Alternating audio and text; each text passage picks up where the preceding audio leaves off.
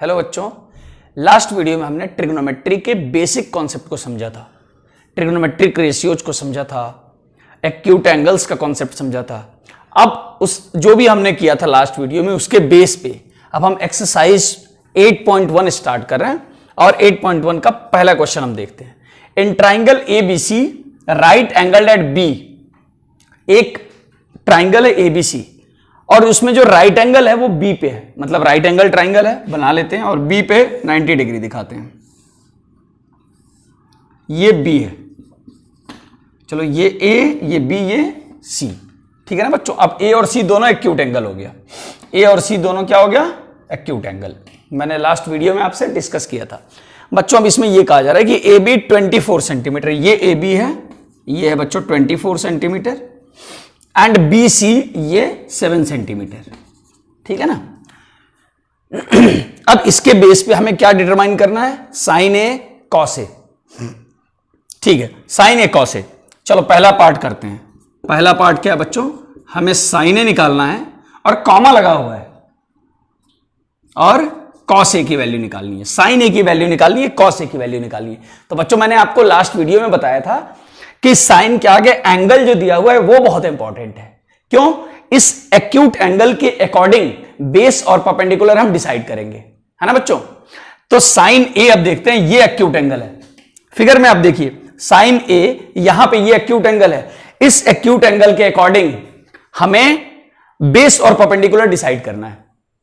तो बच्चों बताओ आप कि जब एक्यूट एंगल ए पे होगा, एक्यूट एंगल ए तो मैंने आपको क्या बताया था, एक्यूट एंगल का ऑपोजिट साइड परपेंडिकुलर, तो यहां पे ये परपेंडिकुलर हो गया और ये बेस हो गया, है ना, और ये हाइपोटेन्यूज तो है ही। मतलब एक्यूट एंगल ए के लिए बेस ये हो गया, परपेंडिकुलर ये हो गया। तो अब देखते हैं भाई, अब देखो साइन का जो रेशियो होता है मैंने आपको लर्न कराया था। साइन का जो रेशियो, साइन जो रेशियो है क्या होता है, साइन ए या साइन थीटा या साइन अल्फा या साइन बीटा या साइन बी या साइन सी, कुछ भी ले लो, ये तो एंगल को रिप्रेजेंट करता है। बट साइन जो है वो कौन से दो साइड्स का रेशियो रिप्रेजेंट करता है, तो P upon H, perpendicular upon hypotenuse. Sine theta या साइन अल्फा या साइन ए क्या होता है, P upon H, perpendicular upon hypotenuse. बच्चों परपेंडिकुलर है हमारे पास बट हाइपोटेन्यूज नहीं है हमारे पास, है ना। मतलब पहले इस राइट एंगल ट्राइंगल में हमें हाइपोटेन्यूज निकालना पड़ेगा। तो ठीक है, आपको पता है पाइथागोरस थ्योरम लगाते हैं, using Pythagoras theorem, Pythagoras theorem, है ना। पाइथागोरस थ्योरम जब यूज करेंगे तो क्या हो जाएगा, H square is equal to 24 का होल स्क्वायर और प्लस 7 का स्क्वायर। तो बच्चों 24 का होल स्क्वायर क्या हो जाएगा,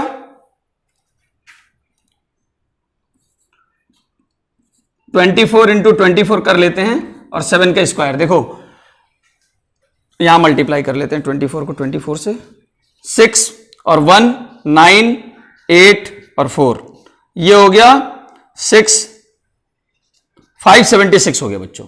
तो ये हो गया 576 और प्लस 49।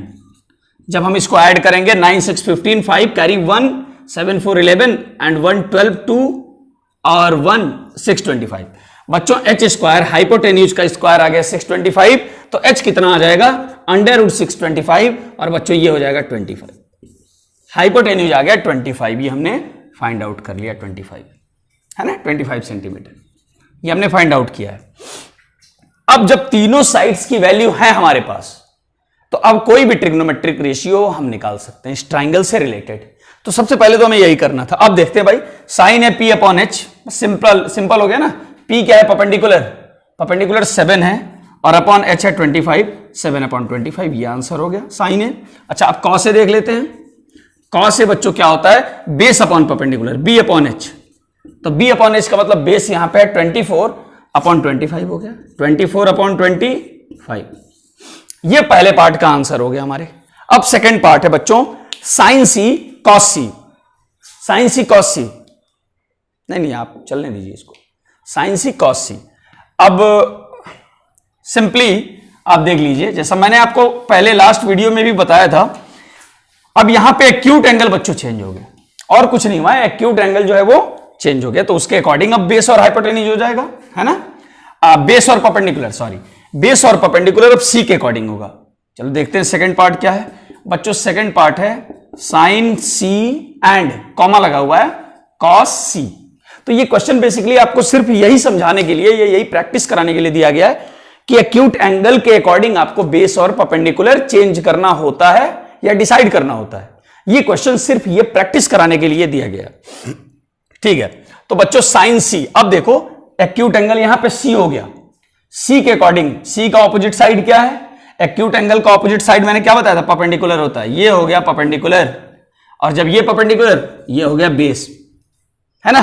तो साइन सी बच्चों, sine C is equal to क्या हो जाएगा, साइन तो सी हो या ए हो, वो तो होता है परपेंडिकुलर अपॉन हाइपोटेन्यूज, है ना।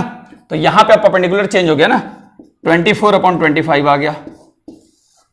और कॉस सी होता है बेस अपॉन हाइपोटेन्यूज, तो यहां पे बेस सी के अकॉर्डिंग बेस हम देखेंगे 7 हो गया, और हाइपोटेन्यूज 25, 7 अपॉन 25 हो गया। ये हो गया आंसर हमारा, है ना। तो ये था फर्स्ट क्वेश्चन। अब करते हैं सेकंड क्वेश्चन बच्चों। अब देखते हैं सेकंड क्वेश्चन। सेकंड क्वेश्चन में in given figure find 10p minus cot R. अब देखिए एक ही क्वेश्चन में 10p माइनस कॉट आर दिया हुआ है, दोनों बार अलग अलग एंगल लिया गया, एक्यूट एंगल, है ना। 10p माइनस कॉट p नहीं है, 10 के साथ p है, और कॉट पे कौन सा एंगल गिवन है, r। फिगर ये बना हुआ है आपका, ये गिवन फिगर है बच्चों। बार बार ट्रिग्नोमेट्रिक रेशियो जो है ना, मैं बार बार आपसे कह रहा हूं कि अभी इनिशियली हमको ट्रिग्नोमेट्रिक रेशियो लर्न होना चाहिए।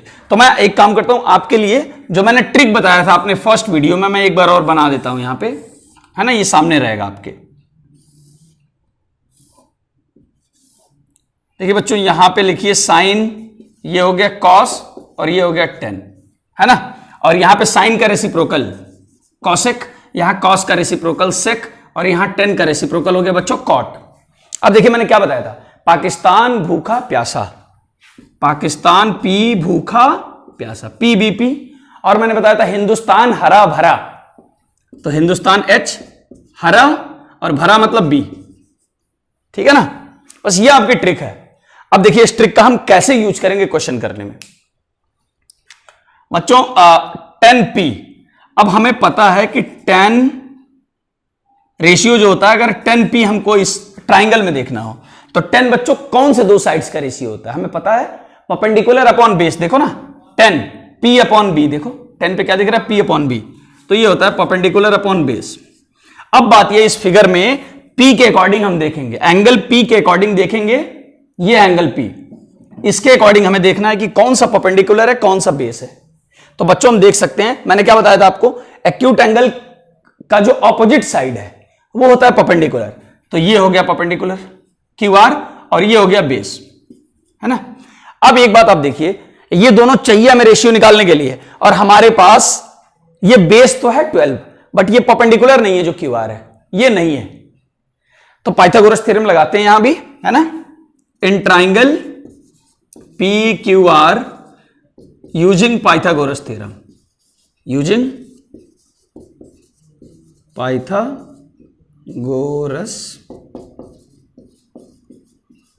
थ्योरम, क्या हो जाएगा, 13 का स्क्वायर इज इक्वल टू 12 का स्क्वायर, और प्लस ये हमारे पास साइड नहीं है क्यू आर का स्क्वायर। तो बच्चों हो गया क्यू आर का स्क्वायर इज इक्वल टू 13 का स्क्वायर माइनस 12 का स्क्वायर, क्यू आर का square is equal to 169 minus 144, Q R का स्क्वायर इज इक्वल टू 25, और Q R is equal to आ गया 5। क्यू आर की वैल्यू बच्चों क्या आ गई, ये आ गई 5 सेंटीमीटर, ये 5 सेंटीमीटर आ गई। तो देखो बच्चों हमने लिखा है P अपॉन बी, ट्राइंगल में P अपॉन बी का मतलब क्या हो गया, P क्या है बच्चों, क्यू आर, तो यहां पे लिखेंगे Q R upon B, base क्या हो गया P Q, Q R upon P Q. तो बच्चों Q R upon P Q कितना है, क्यू आर है हमारे पास 5 और पी क्यू है 12, 5 अपॉन 12, ये हो गया आंसर आपका 10p। अच्छा अब ये आंसर नहीं हुआ, अब ये माइनस किया गया है, अब कॉट आर भी हमें निकालना पड़ेगा। अब सेकंड पार्ट देखते हैं, कॉट आर। फिर देखो ना बच्चों, मैंने आपको बताया था ट्रिग्नोमेट्रिक रेशियो में एक्यूट एंगल के अकॉर्डिंग बेस और परपेंडिकुलर डिसाइड होता है। अब देखो एंगल आर आ गया ना, तो एंगल आर के अकॉर्डिंग अब हम देखेंगे कि क्या बेस है और क्या परपेंडिकुलर है। आर ये हो गया बच्चों, ये जो मैं ब्लू कलर से डिनोट कर रहा हूं एंगल आर को। तो देखो इसके ऑपोजिट साइड क्या हो जाएगी, परपेंडिकुलर, और इससे लगी हुई जो साइड है, एडजेसेंट साइड है, वो हो गया बेस, है ना। तो लिखते हैं भाई कॉट आर, कॉट आर का मतलब हो गया इसके अकॉर्डिंग बेस अपॉन परपेंडिकुलर, मतलब P Q upon Q R. अच्छा एक मिनट, कॉट तो होता है हाँ बेस अपॉन परपेंडिकुलर होता है ना, तो Q R upon P Q, है ना, Q R upon P Q. तो बच्चों क्यू आर कितना है 5 और पी क्यू कितना है 12। अरे भाई ये भी आ गया 5 अपॉन 12, है ना, ये भी आ गया 5 अपॉन 12। तो माइनस करते हैं 10p माइनस कॉट क्यू। अब ये क्या हो गया 5 अपॉन 12 माइनस 5 अपॉन 12 और आंसर है 0। ये देखिए ये आपका आंसर है। कितना आसान क्वेश्चन था, ये टेबल आप यूज करिए इनिशियली, है ना। ये आंसर 0 है, 0 है ना बच्चों। देखो 10p माइनस, बेटा ये क्यू नहीं, क्यू तो राइट एंगल है ना, आर होगा, तो यहां पे हो जाएगा 10p माइनस कॉट आर, और ये 5 माइनस 12, 5 अपॉन 12 माइनस 5 अपॉन 12 0। ये आंसर आ गया इसका 0। अब करते हैं नेक्स्ट क्वेश्चन। थर्ड क्वेश्चन है बच्चों, if sine A is equal to 3/4, sine A की वैल्यू दी हुई है, मतलब साइन किसका किसका रेशियो होता है, परपेंडिकुलर अपॉन हाइपोटेन्यूज, पी और एस दिया हुआ है। कैलकुलेट कॉस एंड टेन है, यहां पे तो एक्यूट एंगल भी वही है, ए ही है, तो मुझे नहीं लगता इसमें आपको कोई प्रॉब्लम होगी। जो दो आपने क्वेश्चन किया है ना वो इससे अच्छे लेवल के थे, तो थर्ड में तो कुछ नहीं बताने लायक। फोर्थ है ये जो मैंने लिखा है, given 15 cot A is equal to 8, find sine and sec. तो ये भी आसान है, बट 1 मिनट में इसको बता देता हूं, आप सबको 1 मिनट में समझ में आ जाएगा। आप देखिए बच्चों 15 cot A is equal to 8, confuse होने की कोई जरूरत नहीं है, आप कॉट ए लिखिए। कॉट ए क्या हो जाएगा बताओ, अगर 15 कॉट ए की वैल्यू 8 है, 15 कॉट ए की वैल्यू अगर 8 है, तो कॉट ए क्या हो जाएगा 8 अपॉन 15 होगा कि नहीं होगा बताओ, होगा, रेशियो मिल गया ना कॉट ए का। अच्छा अब आपको पता है कि कॉट किसका रेशियो होता है, कॉट होता है बच्चों बेस अपॉन परपेंडिकुलर। आपके पास बेस भी है, आपके पास परपेंडिकुलर भी है। अब आपको इसके बेस पे निकालना है साइन एंड सेक। अब बच्चों आपको पता है कि साइन ए जो होता है ना, साइन ए उसमें हाइपोटेन्यूज की जरूरत होती है, तो कुल मिला के हमें बेस और परपेंडिकुलर पता है, हाइपोटेन्यूज तो निकालना ही पड़ेगा। तो h इज इक्वल टू होता है बच्चों B square plus P square, sorry H square is equal to, तो H square is equal to क्या हो जाएगा 8 स्क्वायर प्लस 15 स्क्वायर, तो H square is equal to ये हो गया 64 और ये हो गया 225, H square is equal to कितना हो गया 9289 होगा, है? हाँ 289 हो जाएगा, और 289 बच्चों किसका स्क्वायर रूट है 17 का, है ना, तो ये आ गया 17। अब बच्चों देखो ये रेशियो के फॉर्म में दिया हुआ है ना, ये रेशियो के फॉर्म में दिया हुआ है, ध्यान दीजिए। अगर कॉट ए की वैल्यू 8/15 आई, तो इसका मतलब ये बिल्कुल नहीं है कि एग्जैक्ट 8 है बेस और एग्जैक्ट 15 है परपेंडिकुलर, ये रेशियो है, मतलब ये दोनों ना बेस और परपेंडिकुलर 8 और 15 के रेशियो में। तो हम इसको ऐसे पाइथागोरस थ्योरम भी लगा सकते हैं, और ऐसे ना लगा के जैसे मैंने आपको फर्स्ट वीडियो में बताया था कि आप ऐसे लिख सकते हैं कि let base is equal to 8x and perpendicular is equal to 15x, है ना। अब ये क्या हो गई, जब हमने कांस्टेंट लगा दिया ना तो ये एग्जैक्ट वैल्यूज हो गई। तो जब एग्जैक्ट वैल्यूज हो जाएंगी तो यहाँ पे 8x का होल स्क्वायर प्लस 15x का होल स्क्वायर, और फिर ये यहाँ पे x स्क्वायर भी ऐड हो जाएगा, और फिर ये हो जाएगा, फिर 17x आ जाएगा, फिर क्या आ जाएगा आपके पास, ये हो के सारे में अगर आप x लगा दोगे तो ये भी 17x हो जाएगा, ठीक है ना। इसमें भी अगर आप 8x और 15x का होल स्क्वायर करके लगा दोगे तो ये पे यहां पे क्या आ जाएगा 17x आ जाएगा बच्चों। तो रेशियो की बात है, आप कर भी सकते हो नहीं भी कर सकते हो। तो ये हमने, चाहे आप ये लेके चलो और चाहे आप कांस्टेंट को सीधे मेजरमेंट की तरह ट्रीट करो, कोई फर्क नहीं पड़ता, आंसर सेम आएगा, ठीक है। तो अब हमारे पास बच्चों हाइपोटेन्यूज की वैल्यू भी हो गई, बेस की वैल्यू भी है और परपेंडिकुलर भी है। अब सबसे अच्छी बात यह है ना कि एंगल जो है ट्रिग्नोमेट्रिक रेशियो का एक्यूट एंगल सेम लिया गया है, ए में दिया हुआ है, जो दिया हुआ है वो भी एक्यूट एंगल ए को लेकर दिया गया है, और जो हमें फाइंड आउट करना है साइन ए और सेक ए, वो भी ए एक्यूट एंगल के टर्म में ही निकालना है। चलो देखते हैं साइन ए। बच्चों साइन ए, अब यहां टेबल से आप देख लो साइन क्या है, परपेंडिकुलर अपॉन हाइपोटेन्यूज, परपेंडिकुलर कितना है बच्चों, ये देखो 15, और हाइपोटेन्यूज अभी हमने निकाला है 17। ये आंसर हो गया 15/17। एंड सेक ए, सेक बच्चों देख लो ना, कॉस का रेसिप्रोकल है, hypotenuse upon base, hypotenuse upon base, तो हाइपोटेन्यूज है 17 और बच्चों बेस कितना है 8, 17/8। ये आपका आंसर है 15/17, 17/8। अब देखते हैं नेक्स्ट क्वेश्चन। फिफ्थ क्वेश्चन है बच्चों, given sec theta is equal to 13/12। Sec theta, अब देखो 13/12 मतलब रेशियो दे दिया सेक का रेशियो देने का मतलब हाइपोटेन्यूज और बेस दे दिया। पाइथागोरस थ्योरम लगा के परपेंडिकुलर निकाल लोगे, और निकालना भी क्या है, calculate all other trigonometric ratios, theta के टर्म में ही सेक के अलावा जो 5 बचे, साइन, कॉस, टेन, कॉट और कोसेक, ये निकालना है। तो मुझे नहीं लगता है कि तीनों साइड्स अगर आपको पता चल गया और एक्यूट एंगल भी चेंज नहीं हो रहा है, थीटा ही है, तो आप कर लोगे ना। आपको जो मैंने अब तक पढ़ाया है उसके बेस पे कुछ है ही नहीं। आप अगर पहले के क्वेश्चन ध्यान से देख रहे होंगे तो इसमें डेफिनेटली आपको कोई प्रॉब्लम नहीं होगी। अब जो सिक्स्थ क्वेश्चन है थोड़ा इंटरेस्टिंग, आप देखिएगा। इस सिक्स्थ क्वेश्चन के बेस पे ही बिल्कुल एक एग्जाम्पल कराया गया है, और उस एग्जाम्पल का आप लोग सॉल्यूशन जरूर देखिएगा, वो सॉल्यूशन बहुत बड़ा है। मैं आपको ये क्वेश्चन और इंक्लूडिंग वो एग्जाम्पल भी आप मेरे मेथड से कर सकते हैं। इसका मैं आंसर 3 लाइन में आपको कराऊंगा, और जो एनसीईआरटी में इसका सॉल्यूशन है बहुत बड़ा इसका सॉल्यूशन है, और थोड़ा सा आपके लिए कंफ्यूजिंग भी इनिशियली हो सकता है। जब आप ट्रिग्नोमेट्री स्टार्ट कर रहे हैं तो थोड़ा आपको कंफ्यूजन हो सकता है। ये आपको बिल्कुल आसानी से समझ में आएगा जो मैं कराने जा रहा हूं, देखिएगा, और अच्छा लगे तो वीडियो को लाइक जरूर करिएगा। बच्चों ये गिवन है कि if angle A and B are acute angles, A और बी दोनों एक्यूट एंगल है, such that cos A is equal to cos B, इस तरह से कंडीशन दी हुई है कि दो एक्यूट एंगल है ए और बी, है ना। चलो हम एक ट्राइंगल बना देते हैं। ये बना आपका ट्राइंगल, ये 90 डिग्री। अब ये कह रहा है कि ए और बी दोनों एक्यूट हैं, तो चलो भाई इसको ए कर दो और इसको बी कर दो, और राइट एंगल फिर सी कर दो। ये दोनों एक्यूट तो हैं, आपको पता है।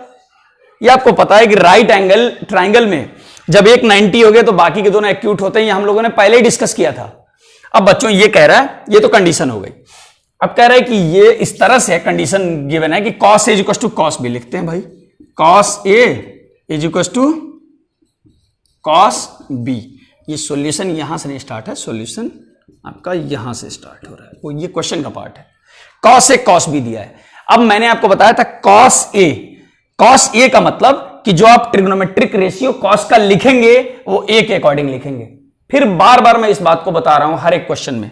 अब जो cos का आप ट्रिग्नोमेट्रिक रेशियो लिखेंगे, हमें पता है cos क्या होता है, बच्चों बताओ cos क्या होता है। यहां से देखो बेस अपॉन हाइपोटेन्यूज, तो बात है ना A के अकॉर्डिंग बेस क्या हुआ। तो मैंने कहा था कि जो एक्यूट एंगल के एडजेसेंट लगी हुई है वो बेस हो गई, तो ये बेस हो गया, और हाइपोटेन्यूज तो ए बी है, आपको दिख ही रहा है। तो लिखते हैं cos A को बच्चों हम क्या लिख सकते हैं, बेस है AC और अपॉन हाइपोटेन्यूज है AB equal to cos B। बच्चों B ये है। अब इस B के अकॉर्डिंग अब एंगल क्या आ गया, एक्यूट एंगल B को लिया जा रहा है, तो इसके अकॉर्डिंग अब देखो ये भी cos है, cos क्या होता है B अपॉन H, इसके अकॉर्डिंग बेस क्या होगा। तो इस एक्यूट एंगल से लगी हुई जो साइड है, मतलब जो एडजेसेंट साइड है वो कौन सी है, BC है, बेस ये हो गया। एंगल B के लिए ये बेस और इस एंगल A के लिए ये बेस। उम्मीद है कि बात आपको समझ में आ रही है, क्योंकि ये बात कई बार हो चुकी है। तो बेस अपॉन हाइपोटेन्यूज, बेस हो गया BC और अपॉन हाइपोटेन्यूज तो नहीं बदलेगा ना, ये तो वही रहेगा AB, है ना बच्चों। तो ये देखो AB से AB cancel, AC is equal to BC, ये आ गया हमारे पास। अब इस जरा ट्राइंगल में देखो AC क्या हो गया, ये वाली साइड, और ये हो गया BC, मतलब बेस और परपेंडिकुलर जो है ना वो दोनों इक्वल है। अब बच्चों ये कौन सा ट्राइंगल हो गया इस कंडीशन से, since in triangle ABC two sides AC is equals to BC, it means this triangle is an isosceles triangle, isosceles right angle triangle। isosceles triangle बच्चों किस ट्राइंगल को कहते हैं, ऐसा ट्राइंगल जिसके दो साइड्स इक्वल हो। तो ये राइट एंगल है, ये तो एक अलग प्रॉपर्टी एंगल के बेस पे, बट साइड्स की इक्वालिटी के बेस पे ये एक आइसोसेलेस ट्राइंगल हो गई जिसके दो साइड्स इक्वल है।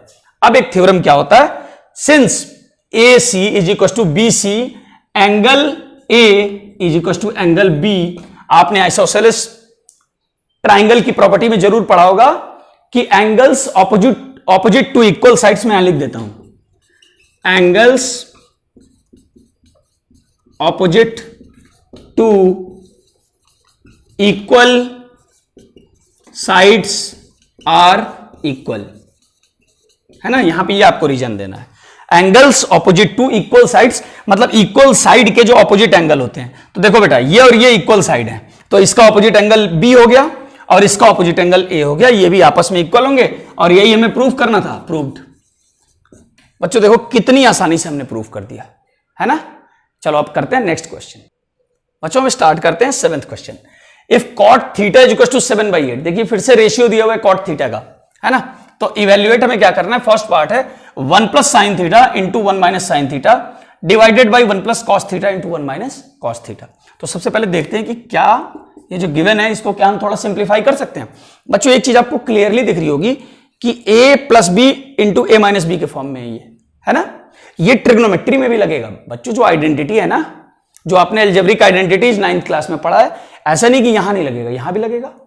जहां भी क्वेश्चन उसके एग्जैक्ट फॉर्म में दिख रहा है वहां पे आप अप्लाई कर सकते हो। तो 1 प्लस साइन थीटा और 1 माइनस साइन थीटा, इसको हम लिख सकते हैं 1 माइनस साइन स्क्वायर थीटा। हाँ, स्क्वायर टर्म आपके लिए नया है, अब तक आपने साइन थीटा तो पढ़ा था बट साइन स्क्वायर थीटा नहीं पढ़ा था, है ना। आप कहोगे सर ये तो, अच्छा कुछ बच्चे थोड़ा कंफ्यूज कहां होते हैं, जरा मैं आपको दिखा दूं।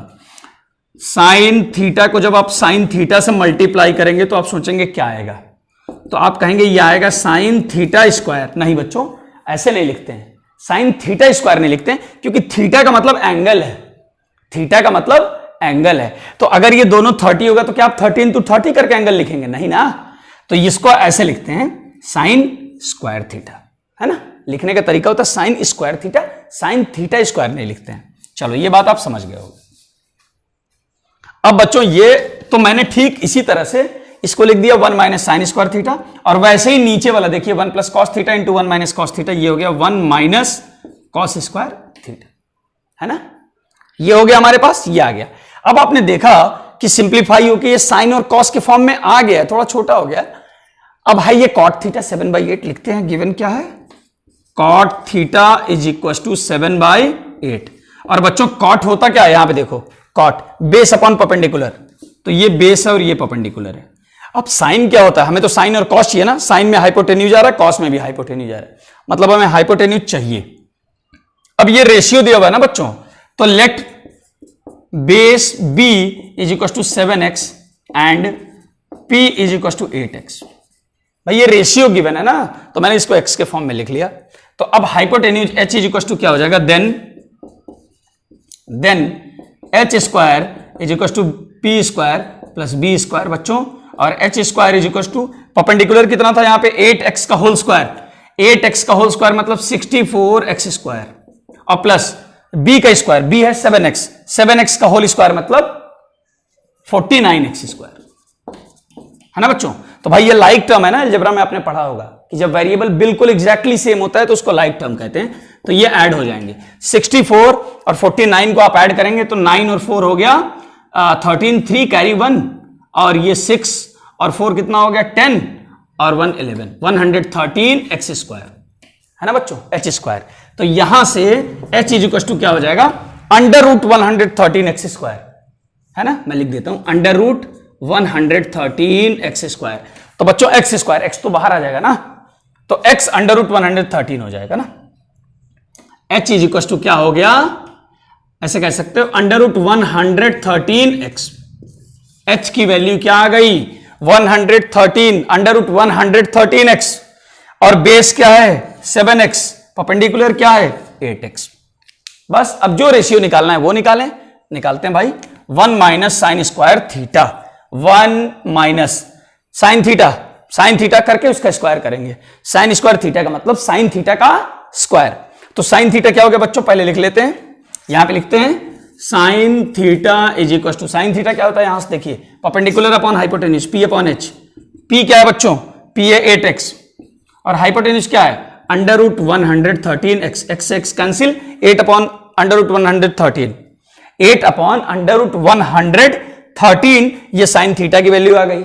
और हमें क्या करना है, साइन स्क्वायर थीटा करना है, तो लिखते हैं 8 अपॉन √113 का होल स्क्वायर।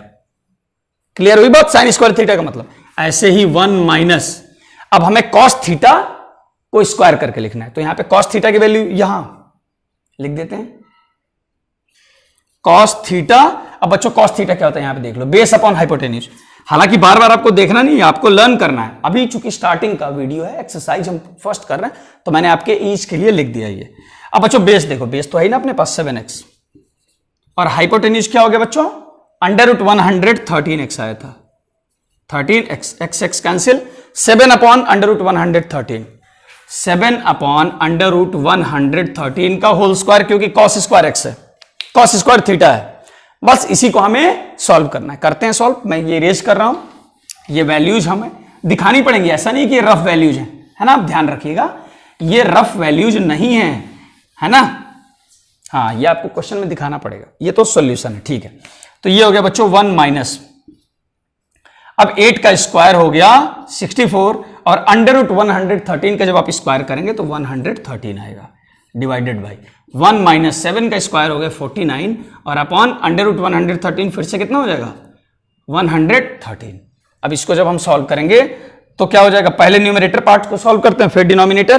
तो 113 माइनस 64 अपॉन 113, और पूरा ये डिवाइडेड बाई 113 माइनस 49 अपॉन 113, ठीक है ना बच्चों।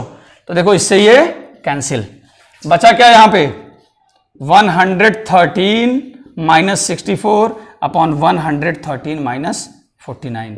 तो बच्चों ये जब आप माइनस करोगे ना तो ये 49 आएगा, और ये आ जाएगा 64।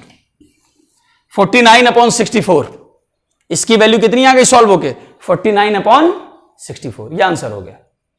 अब सेकेंड पार्ट है बच्चों कॉट स्क्वायर थीटा, है ना, कॉट स्क्वायर थीटा में निकालना है, और कॉट थीटा गिवन ही है, तो यहां पे यही आपको मैंने बताया ना, स्क्वायर में क्या करना है, बस cot theta into cot theta is equal to cot square theta. तो सिंपली आपको कॉट थीटा की वैल्यू का क्या कर देना है, स्क्वायर कर देना है, और ये हो गया 49 अपॉन 64, और ये हो गया बच्चों आपका आंसर। बच्चों तो ये आपका क्वेश्चन नंबर 7 हो गया। अब बच्चों ये वीडियो अगर हम ये एक्सरसाइज खत्म करने की कोशिश करेंगे तो वीडियो काफी लंबा हो जाएगा, तो जो इस एक्सरसाइज के नेक्स्ट कुछ क्वेश्चंस हैं उनके साथ, और अगर वो जल्दी हो गए तो आगे के कॉन्सेप्ट के साथ हम अगले वीडियो में फिर से आपके साथ आएंगे। तब तक के लिए थैंक यू।